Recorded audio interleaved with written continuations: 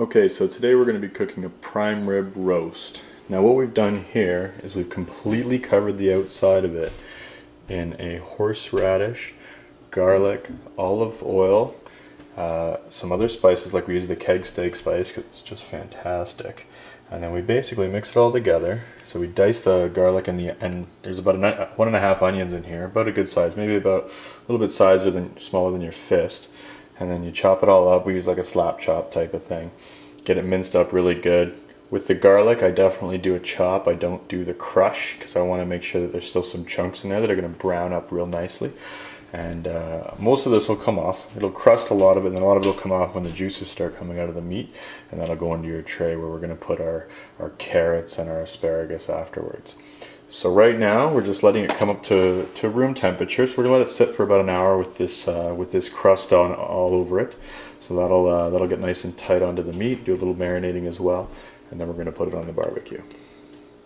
Now for cooking, this is a 3.96 roast, and that's about almost 7 pounds. So we're gonna do about 15 minutes a pound. Okay, so we're gonna head out to the garage here. Alright, we've got the barbecue warming up. What we're going to do is we're going to try and get this dial here. We're going to let the barbecue warm up a little bit. We want to get it to sit comfortably at about 350. Alright, so as I was saying, we're going to get the barbecue up to about 350. Make sure we burned off anything in there. We don't want to create a lot of smoke and flames. A lot of people talk about scorching the meat, but I've read in a few places from several chefs that this is just a bad idea overall, and you're not going to get the restaurant look. Reason is basically you are actually going to burn the outside of the meat. So we're going to try it the other way. We're just going to put her in and let it cook up slowly.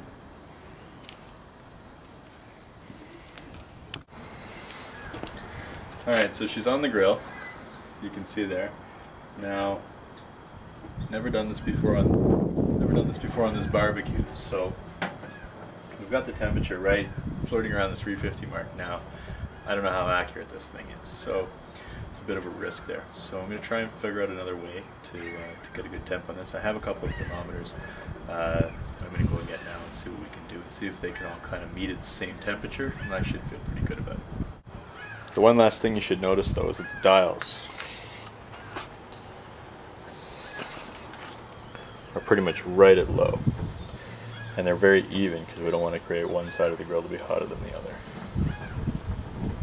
So it's been about 45 minutes, and looks like our temperature's holding. It's a little bit on the cool side, but I hear a lot of sizzling, so hopefully that's a good thing. Now I don't want to let all the heat out, so we're just going to take a little quick peek here.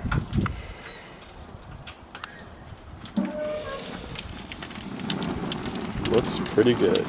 So I think what I'm going to do now is I'm going to add a little bit of water to make sure that some of these juices don't keep burning up because of the barbecue. I want to try and get a gravy out of this. So another new effort here. So it's about 5 to 8, so we're looking at about a 3-hour roast here. It's a little bit longer than we expected, but I think that's okay because we're in search of perfection.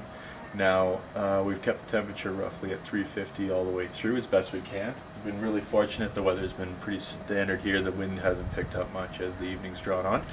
But I haven't been keeping you too apprised because it's been pretty much just me checking the temperature like a maniac. So I'm going to take you over here now and show you what we've got. Now, about an hour ago, I took the temperature and it came out just under just about 100 degrees, just under, and I thought that'd be a great time to add just the carrots.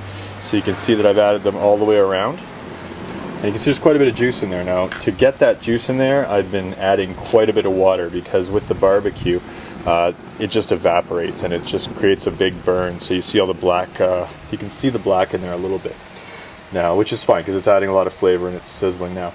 I also added a little bit of beef broth just now at the end, thinking that, hey, why not flavor that water up a little bit? And even before I started, I added an entire beer. When that evaporated, I decided maybe not the best idea. The other thing you can see is that I put in a thermometer here. I don't know if you can read this, but it's getting a little hot. So basically it's just under 131, so I'm going to be taking it off at about 125. We've also got the digital thermometer here, so we can get a read on that. So we'll push that into a new spot. Just let that count up for a moment. Now the asparagus, I like my asparagus a little bit al dente, you know, just a little bit of a crunch to it almost. So I've only added that in maybe 10 minutes ago. So that might even be too long for my taste, but it's generally, it should turn out pretty good. It's a little bit limp, but not too bad looking. I tried to rotate the carrots a little bit too, so that each side would get some submergence there. So what I'm going to do is I'm going to take this inside in a moment, so you can see now it's about, so digital we're getting 132, so it's probably a lot more accurate than our other one here. So we can expect it to cook up to about 150, which in general is still below medium. So you're looking at a medium rare, just between medium and medium rare, which is exactly what I like. It's my preference, so I'm very happy with how this is turning out. So next time you see me, we'll be inside. So I'm going to take this off the grill. Notice I brought a cookie sheet out to give it a little bit more reinforcement there and make sure that we don't lose it. Alright. Okay, so at the risk of mutiny by my guest, I'm going to do a quick here to show you guys how beautiful this turned out. So we have what I like to think of as an absolutely perfect between medium and medium rare. So we've got a nice really pink in the center, going out to a real regular pink on the outside. So look at that. So see here what we've done is we've cut the bone off first. Keep it as close as you can, you don't want to lose any of the meat. And then cut from one side over.